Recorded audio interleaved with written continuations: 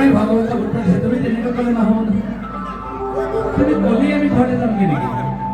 আমি ঘৰলৈ যোৱা অধিকাৰটো আমাৰ হয় নহয় তুমি বাঁহী বজাইছিলা কাৰণে আমি তেতিয়া ভগৱানৰ গোবিন্দ বুলি কৈছে নাযাওঁ আমি কিখন প্ৰতি পুত্ৰৰ কাষলৈ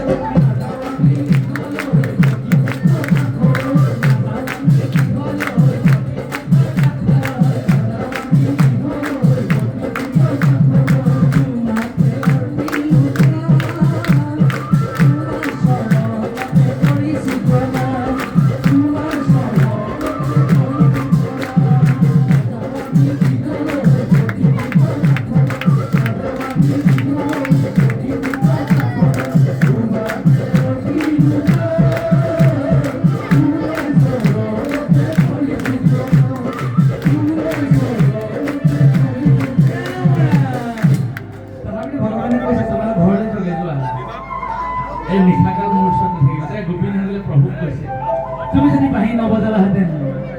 আমি তোমাৰ ওচৰত নাহিলোহেঁতেন তুমি কিয় বাঁহী বজাইছা যে গোপিন হৈ গ'লে প্ৰভুক প্ৰশ্ন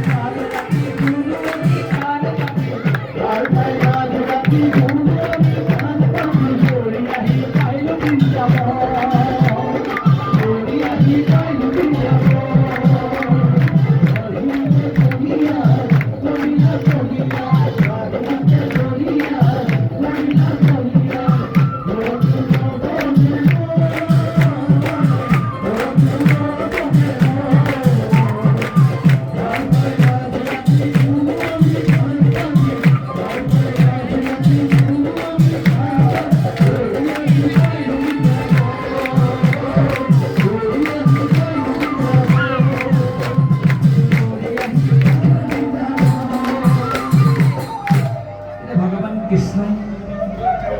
শান্ত হইলে প্ৰভুৱে মোকেহে ভাল পায় মোৰ অবিহনে গোপিনীসকলৰ কোনো প্ৰিয়তম নাই সেইকাৰণে কোৱা হৈছে বোলে পাছে যদুৰে মুখে মাংসি পাই বিন্দা বলি দেৰি কৰে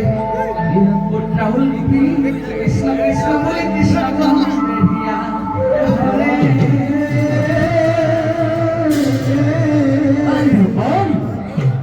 ভগৱান কৃষ্ণই নিজে অনুভৱ কৰিলে যে গোপিনীসকলে মোৰ অবিহনে তেওঁলোকে কোনো ভাল এতিয়া বৰ ডাঙৰ কথা এটা আছে নহয় কোনোবাই কয় 1600 গোপিনী কোনোবাই কয় 16,000 গোপিনী আমি সেইবিলাক কথালৈ নাযাব 1600 হওক বা 16,000 হওক বা 16গৰাকী গোপিনীয়ে যেনিবা কৃষ্ণক ভাল পাইছে এতিয়া এজন ডেকা ল'ৰাৰ মাজত যদি দুজনী ছোৱালীৰ যদি ভাল বুজাবুজি হৈ থাকে অলপখন কাজিয়া হ'ব নে আইন আদালত পাব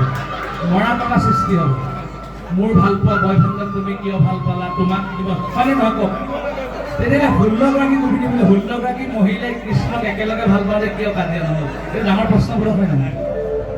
হয় নহয় কওক এইটো সাধাৰণ কথা কিন্তু ডাঙৰ প্ৰশ্নবোধক 1600 গোপিনী একেলগে কৃষ্ণক ভাল পাইছিলে তেওঁলোকৰ মাজত কাজিয়া পইচাল কিয় নহ'ল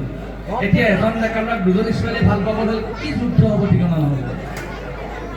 কিন্তু 1600 গোপিনীয়ে কৃষ্ণক ভাল পাইছিলে কিয় তেওঁলোকৰ মাজত কাজিয়া পইচাল নহ'ল সেইটো মহাপুৰুষ শ্ৰীমন্ত শংকৰদেৱে নাম কীৰ্তনত ইমান ধুনীয়াকৈ কৈছে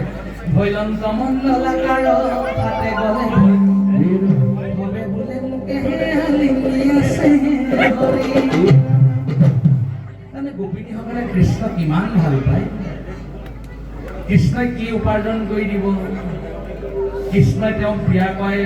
ধুনীয়া ঘৰত খুৱাব সেইবিলাক ধান্দা নাই তেওঁলোকে খালি কৃষ্ণক প্ৰাণ ধৰি ভাল পায় কৃষ্ণ কৃষ্ণ কৃষ্ণ কৃষ্ণ কৰি কৰি খাওঁতে কৃষ্ণ শুওঁতে কৃষ্ণ শুই উঠোঁতে কৃষ্ণক তেওঁলোকে তেতিয়া বিচনাৰ পৰা যেতিয়া শুই উঠিছে শুই উঠাৰ লগে লগে চকুখন যেতিয়া মেলিছে মেলাৰ লগে লগে তেওঁলোকে প্ৰভুক আত্মনিবেদন কৰিছে সেই প্ৰভু